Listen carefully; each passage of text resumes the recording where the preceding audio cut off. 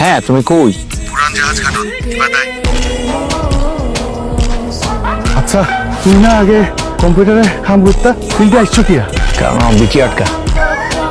কন্টেনারে কি জানি না, জানতেও চাই না। এত পাওয়ার থাউনের পরে শিপটা এখানে আসবে।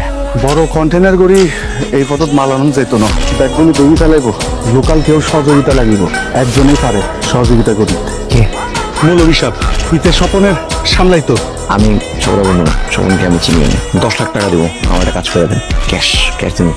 ইয়াম শিফের তুন অজ্ঞ কন্টেনার লই লরিতে তুলি দেওয়ান পরিবদে তোর টিয়া আনবে আছে। ঠিক আছে, শিপ এখানে 6 ঘন্টার জন্য থাকবে। ঠিক আছে স্যার, খাইবো।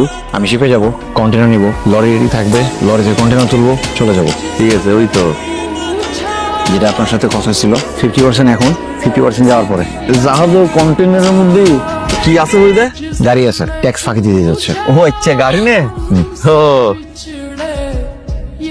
কেউ তো নাই, কন্টেনার ট্রাকটাও তো নাই। নজাইস নজাইস ইতারা ইন্দি লুকায় আছে। আরে কই লুকায় আছে?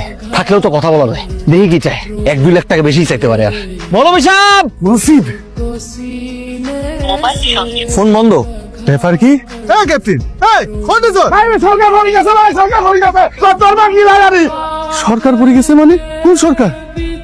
দেশের সরকার। Oh no no no no no no no no no no shit shit shit shit shit. তো কি করবা এখন? কেউ না পাইলে এত বড় কন্টেন্ট নিয়ে কি